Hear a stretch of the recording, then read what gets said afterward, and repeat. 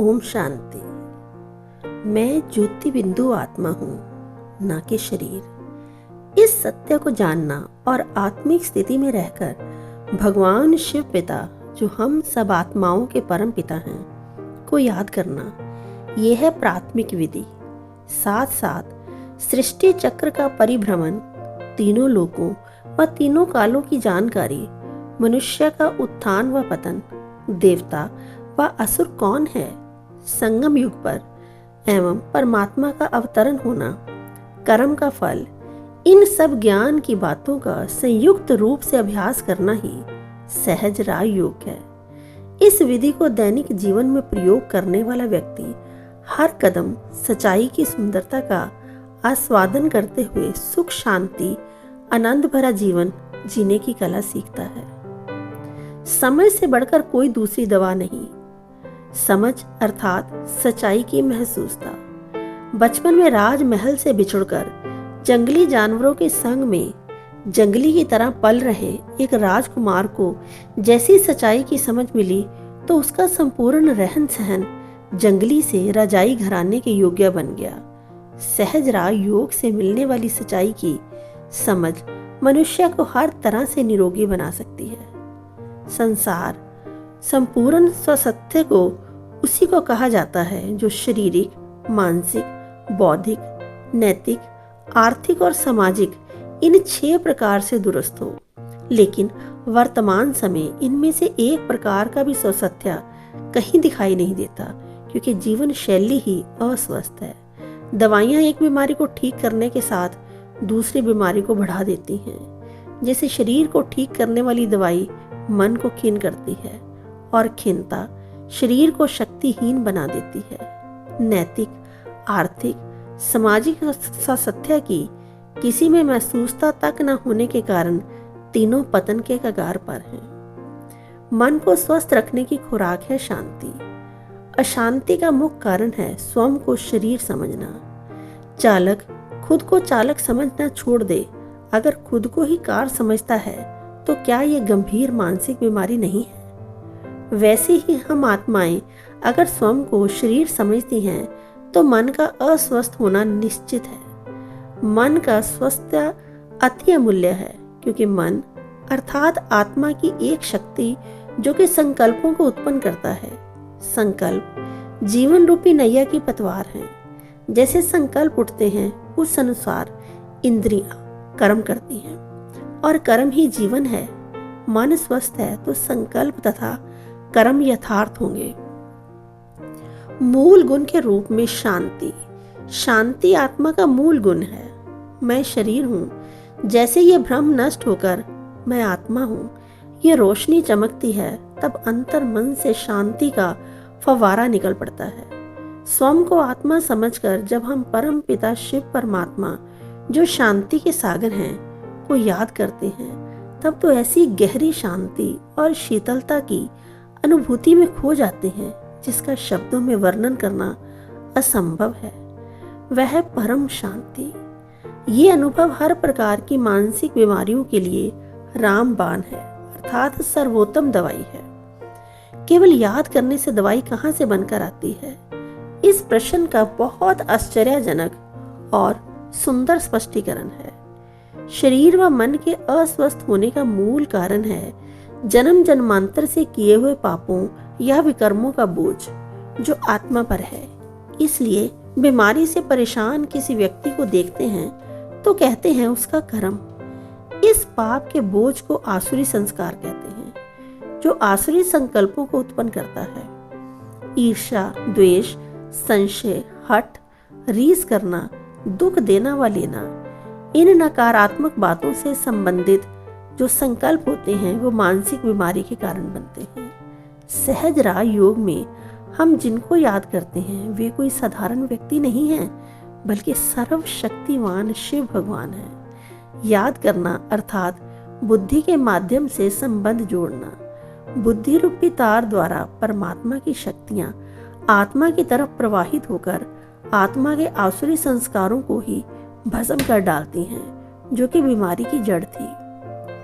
परिस्थितियों से गुजरते या संबंध संपर्क में आते औरों के प्रतिकूल स्वभाव, संस्कार, व्यवहार को देखकर भी मन अशांत होता है, लेकिन सहज राह योग के अभ्यासी को इस बात का निश्चय रहता है कि इस सृष्टि नाटक में हम सब अभिनेता हैं। हर एक अभिनेता को अपनी अपनी भूमिका मिली हुई है। इस समझ से औरों को दोषी बनाने का दृष्टिकोण बदल जाता है। ये बदलाव अशुभ संकल्पों की उत्पत्ति को समाप्त कर स्थायी शांति का गहरा अनुभव करता है। उपरोक्त दोनों प्रकार की शांति का अनुभव मन को सदा के लिए स्वस्थ बना देता है। परखने, निर्णय करने और एकाग्र करने की क्षमता से बुद्धि के सत्य को नापा जा सकता है। बुद्धि की स्थिरता उपरोक्त तीनों शक्तियों का बीज है। व्यर्थ और स्वार्थ भरे संकल्पों से स्थिरता बिगड़ जाती है। कार्य व्यवहार में तीव्र व्यस्त रहने से बुद्धि को स्थिर होने का अवसर ही नहीं मिलता। सहज राह योग के नियमित अभ्यास से व्यर्थ विचारों व स्वार्थ को त्यागना सहज हो जाता है। इससे व्यस्त रहते हुए भी बुद्धि को स्थिर रखने की क्षमता आ जाती है। स्थिरता से इन तीनों शक्तियों का विकास होता है। स्वयं के संकल्प यथार्थ हैं या अयथार्थ, इस बात को बुद्धि स्पष्ट पहचान लेती है, जिससे पाप कर्म करने से स्वयं को रोक सकते हैं। संबंध संपर्क में आने वालों की चाह को परख कर उनकी मनोकामना पूर्ण कर सकते हैं। समस्याओं में यथार्थ समाधान दे सकते हैं। शरीर को स्वस्थ रखने के मुख्य घटक हैं हार्मोन्स। संकल्पों के आधार से स्रावित होने वाले ये रासायनिक मन के भावों को शरीर के एक एक जीव कोश तक पहुंचाने के निमित्त हैं। शरीर की वृद्धि, पाचन क्रिया, मस्तिष्क की कार्यशैली, नींद, स्वास्थ्य लाभ, शरीर के सर्व अंगों की यथार्थ कार्यविधि, ये सारी बातें हार्मोन्स के स्राव पर अवलंबित हैं। शरीर में लगभग 50 हार्मोन्स हैं, जिनके संतुलन से मानव तंदुरुस्त है और क्रियाशील रहता है। ये सारे महत्वपूर्ण हार्मोन्स गहरी नींद में जब मन से डेल्टा तरंगे निकलती हैं, तब अधिक परिमाण में स्रावित होते हैं। लेकिन वैज्ञानिक उपकरणों से यह सिद्ध हुआ है कि सहज राजयोग के अभ्यास के समय मन द्वारा गहरी शांति की अनुभूति किए जाने के कारण सबसे अधिक शक्तिशाली डेल्टा तरंगे निकलती हैं, जो हार्मोन्स के स्राव को सुधारती हैं। शुद्ध आहार का भी बहुत महत्व है। भोजन बनाने वालों की दूषित मानसिक तरंगों का असर आहार पर और उसको स्वीकार करने वाले दोनों पर पड़ता है, जो अस्वस्थता लाती है। सहज राह योग में परमात्मा शिव पिता की याद में रहकर भोजन बनाना और याद करते हुए उसे स्वीकार करने की अनोखी विधि सिखाई जाती है, ताकि याद के बल से भोजन दोष रहित बन जाए। राह योग से ये भावना जागृत होती है कि ये शरीर मेरा मंदिर है और मैं पवित्र मूर्ति हूँ। मंदिर को अंदर बाहर साफ रखते हैं और अपवित्र वस्तु को अंदर नहीं लाया जाता। वैसे ही राह योगी अपवित्र खान पान और अस्वच्छता से दूर रहता है। शरीर को स्वस्थ रखने का एक अन्य घटक है नींद। डॉक्टर सबसे पहले मरीज को यही प्रश्न पूछते हैं कि नींद ठीक आती है या नहीं। अनिद्रा बीमारियों की जड़ है। संबंधों में कड़वाहट, जिम्मेवारी का दबाव, जीवन शैली से संतुष्ट न रहना, इन सब बातों के कारण नींद करने का समय चिंता करने में चला जाता है। सहज राह योग के नियमित प्रयोग से समय समय पर हर समस्या का यथार्थ समाधान मिलता है, जो प्रसन्नचित्त को प्रसन्नचित्त बनाता है। सदा निश्चिंत रहने के कारण प्रसन्न व्यक्ति की नींद हमेशा गहरी होती है। कर्म फल का ज्ञान मनुष्य को नैतिक मार्ग दिखाता है। काम, क्रोध, लोभ, मोह और अहंकार, इन 5 विकारों से क्षणिक सुख पाने की इच्छा को रखना, इसको कहते हैं अनीति। कर्म विकारों के लेप से मुक्त हो तब कहेंगे नैतिक। विकारों के वश किए गए कर्म को पाप कहते हैं और दिव्य गुणों पर आधारित कर्म है पुण्य। सहज राह योग की शिक्षा में इस बात को धारण कराया जाता है कि कर्म इंद्रियों से सदा पुण्य कर्म ही करें। कहते हैं जैसी करनी वैसी भरनी। पुण्य करने से सुख शांति को प्रलब्ध कहते हैं। पाते हैं और पाप का फल है दुख, अशांति और अभाव। कर्म इंद्रियों पर नियंत्रण मजबूत रहे, उसके लिए सहज राह योग से 8 प्रकार की शक्तियां भी प्राप्त होती हैं। इनमें से मुख्य है सहन शक्ति, समाने की शक्ति, विस्तार को संकीर्ण करने की शक्ति। गुण और शक्तियों के रक्षा कवच में व्यक्ति नैतिक धारणाओं में मजबूत रहेगा और मूल्यों पर आधारित कर्म करेगा। धन से भरपूर रहना, इसी को आर्थिक स्वास्थ्य नहीं कहा जा सकता, बल्कि कमाने व खर्च करने की विधि पर आर्थिक स्वास्थ्य निर्भर है। लोभ एक विकार है।